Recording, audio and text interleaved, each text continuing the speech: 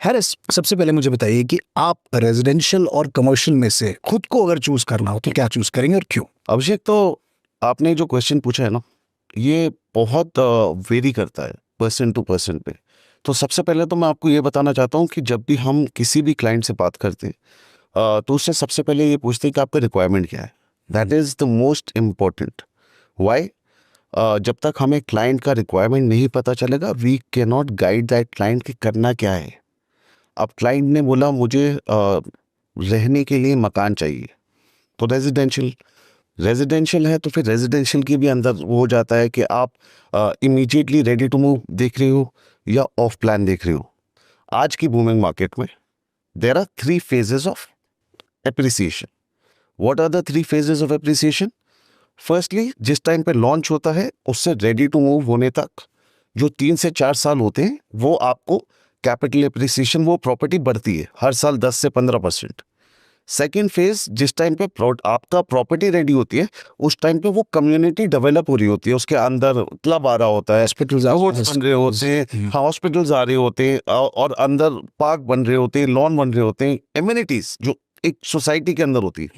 तो वो second phase होता है। जो थर्ड फेज होता है, वो जो बाहर की एरिया की डेवलपमेंट है, रोड्स की, जैसे आप बोल रहे हो बाहर हॉस्पिटल्स होने चाहिए, आसपास स्कूल्स होने चाहिए। तो ये 3 फेजेस की जो कैपिटल एप्रिसिएशन आती है, वो आप रेडी टू मूव प्रॉपर्टी में मिस करते हो। प्रॉपर्टी में एमिनिटीज होती हैं, लेकिन जो अप्रिसिएशन उसकी वजह से आपकी इन्वेस्टेड अमाउंट को मिलेगा वो आप मिस करते हो। राइट। सो बेसिकली आज आप एक 10,000 पर स्क्वायर फीट की प्रॉपर्टी पे एंटर करते हो। By the time that property is ready, जो हम ट्रैक रिकॉर्ड देखते हैं कि 5 साल के अंदर प्रॉपर्टी 70 to 75% कैपिटल एप्रिसिएशन लेती है। आज अगर आप रेडी टू मूव प्रॉपर्टी पे जाते हो, तो वो आप कंप्लीटली वो जो पूरा फेज है कैपिटल एप्रिसिएशन वाला, phase 1, phase 2, phase 3, from starting of the project till completion and development of the community and then development of the area. ये तो आपने रेजिडेंशियल का बताया, और कमर्शियल में कैसे? बिकॉज कमर्शियल में जब आप इनिशियली इन्वेस्ट करते हो तो शायद आपको बैंक लोन नहीं मिलता। हाँ, तो वो जो लेवरेजिंग आप रेजिडेंशियल में कर सकते हो वो शायद आप एग्जैक्टली हाँ। So under construction commercial properties पे आपको लोन नहीं मिलता। हाँ, once the property is ready you can obviously go for a loan. वो तब होता है जब आपका रजिस्ट्री का टाइम होता है। तो बेसिकली आपको पहली बात तो ये समझनी है कि कमर्शियल प्रॉपर्टी में बहुत ध्यान से आपको एंटर करना है। अब ये क्या ध्यान रखनी चीज़ है, ये बताइए।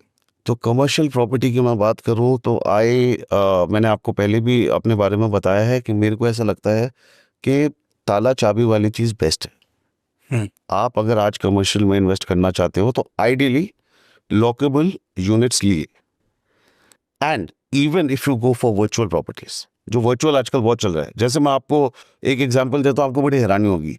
अगर फॉर एग्जांपल 50 सीट्स हैं एक सिनेमा घर में, अगर 50 सीट्स हैं तो 50 के डिफरेंट ओनर्स भी हो सकते हैं। और एक बंदा उसको ओन इसलिए कर लेता है, वो सोचता है कि मैं अगली बार जब अपनी फैमिली के साथ जाऊंगा तो उसको ऐसे शायद फीलिंग आती है कि मैं अपनी सीट पर बैठ कर मूवी देख रहा हूँ।